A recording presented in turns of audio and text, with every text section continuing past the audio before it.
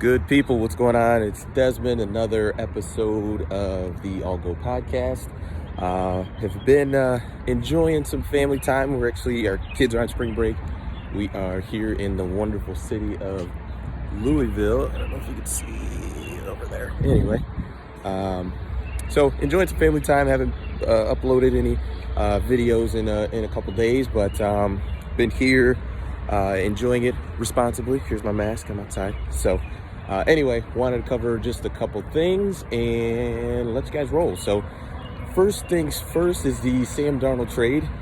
He goes to the Carolina Panthers with a couple late round picks. I think there was a fourth next year. I think next year's second round pick, and I believe a third rounder this year. I think it's a good situation for Sam Darnold. Not quite sure what the Panthers are going to do with Teddy Bridgewater. That'll be pretty interesting. I feel like those guys have similarities as far as in their skill set. I think Sam Darnold's probably a little more athletic. Obviously, Teddy Bridgewater had his pretty rough injury a couple of years back with his knee. He seems to be, recovered and doing well, but it's an interesting situation. I think Sam Darnold never got a fair shake in New York because of the Jets' lack of ability to build a team around him. Like, they just did not do a great job of giving him weapons, and I don't think you need to have 6 and 7 Pro Bowlers on a team in order for a quarterback to be successful. But when you take away his number one option in Robbie Anderson and let him go to Carolina, which, side note, that's a nice reunion for them, it's hard to be successful. So I don't know that he had a good situation with the Jets and just consistently just missing out guys. So I think it'll be a pretty good situation for him. It'll be interesting to see who wins that battle. I mean, if you're the Panthers and you get into training camp and Teddy Bridgewater beats out Sam Darnold, like, what, you just traded all of that capital for what?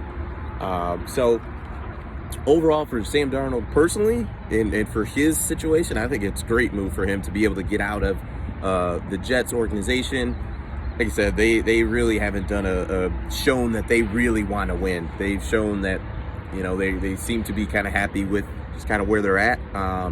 Because you look at the other team in New York, just even with the Giants, I think the Giants are doing a great job of building a team there. They still are missing some pieces, but they're putting in the work to get there and to try to make it to the next level. So we'll see what happens there. Also, the Baylor Bears just won, so shout out to them. They just won the men's national championship just yesterday, so that's pretty cool. The other thing I wanted to touch on was, I've done a video about Justin Fields and how I feel like he's getting a lot of unfair criticism. And as with all of the quarterbacks who seem to be in kind of that big four, excluding Trevor Lawrence, Mac Jones, Trey Lance, Justin Fields, and who the heck am I missing? Zach Wilson.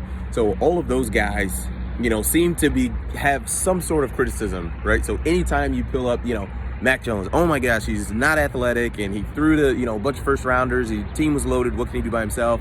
Justin Fields, with this Reed thing, and he's not a leader, lacks work ethic. Zach Wilson, his size, lost to Coastal in the biggest game he had, didn't play all that well. Played non-Power 5 teams all year. Even Trey Lance, athletic, but he threw 18 passes per game, and he didn't have a lot of experience. So there's a lot of criticism there. But my biggest question is, why does Trevor Lawrence get zero criticism? Like, I haven't heard anyone criticize Trevor Lawrence. And let me be very clear. I think he should be the number one pick in the draft. I think he is the best quarterback in this draft. But with that being said, he won a national championship as a freshman, and he had a phenomenal game. I watched that game, Alabama fan, and he carved us up 6 ways from Sunday.